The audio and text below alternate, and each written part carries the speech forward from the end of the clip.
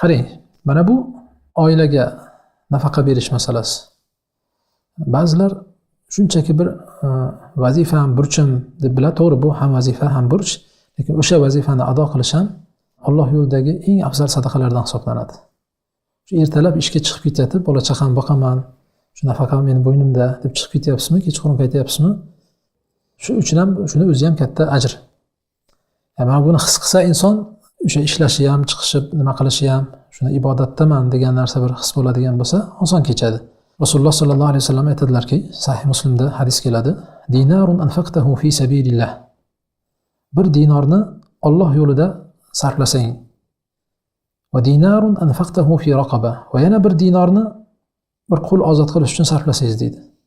Va dinarun tasaddaqta bihi ala miskin, va bir dinor borki, uni miskinga sadaqa qilib bersangiz. Va dinarun anfaqtahu ala ahlik, yana bir dinor bor, uni o'z ahlingizga nafaqa qilib bersangiz, a'zamuha ajra allazi anfaqtahu ala ahlik. Ya'ni ajri eng ko'pi ahlingizga bergan dinor deyapti. Hozir 4 ta narsa bilan solishtiryapti.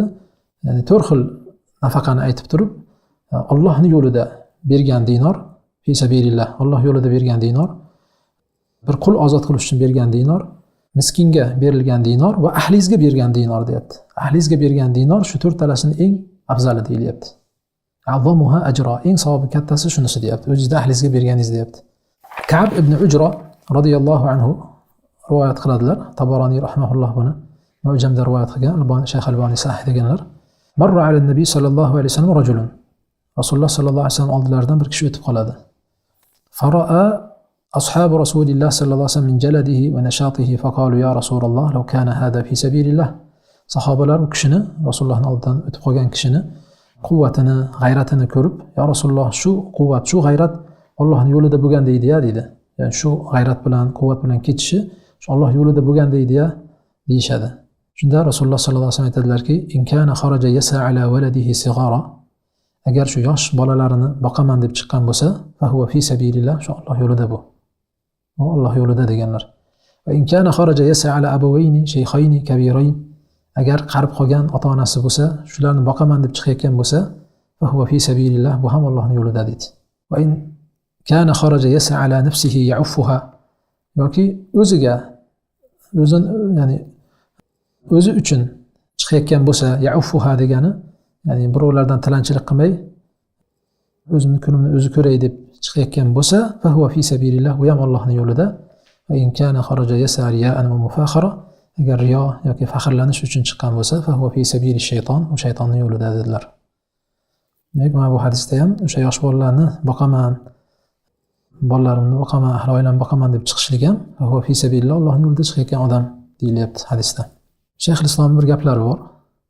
Aytdilarki, man ahabba an yulhaqa bi darajatil abrar va yatashabbah bil akhyar, kim abrorlar darajasiga yetishmoqchi bo'lsa, axyor, yaxshi, solih kishilarga o'xshamoqchi bo'lsa, falyanwi fi kulli yawmin tatlu'u fihi ash-shams naf'al khalq. Har kuni quyosh chiqqan, quyosh ko'tarilgan paytda shu odamlarga manfaatim tegsin degan narsani niyat qilib qo'ysin. Qalbiga kimgadir bir foydam tegsin bugun.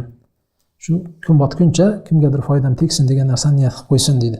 Wal yuti'illaha fi akhdhi ma hal va tarki ma haram, yoki harum, halol bo'lgan narsani olib, harom bo'lgan narsani tark qilishda Alloh taolaga itoat qilsin, shubhalardan chetlansin.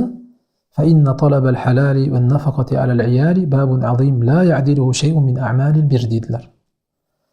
Halol talab qilib ahli oilaga nafaqa berish, bu biron bir boshqa savob ish, unga teng kelmaydigan savob ish deyapti. Ya'ni boshqa amallar unga teng kelmaydigan bu savob ish bo'ladi. O'zini ahlini boqay deb turib halol nafaqa talabida chiqqan kishi, mana bu ham nima, boshqa savob ishlar unga teng kelmaydigan katta bir ajr bo'lgan ish deyapti. Endi shuni muqobilida nafaqasini, masalan, ahli oilasi nafaqasiga e'tibor bermaganlar shunga yarasha gunohkor bo'ladi. Ya'ni e'tiborsiz tashlab qo'ygan, yo safarga ketib borgan, nima qilmaydi, xabar olmaydi, yo kirasidan, yo boshqasidan, yo masalan yeb ichishidan, boshqasidan masalan beparvo tashlab qo'ygan bo'lsa, bu endi o'zini zimmasidagi vojibni tark qilayotgan bo'ladi va bu bilan gunohkor bo'layotgan bo'ladi. Bu haqda ham alohida hadis kelgan, Sahih Muslimda Haysama roziyallohu anhu aytadilarki, kunna julusan ma Abdullah ibn Amr. Haysama rahimahulloh aytadilar, kunna julusan ma Abdullah ibn Amr idh ja'ahu qahramanun lahu fadakhal. فقال أعطيت الرقيق قوته؟ قال لا. قال فانطلق فأعطهم. قال رسول الله صلى الله عليه وسلم كفى بالمرء إثما أن يحبس عمن يملك قوته.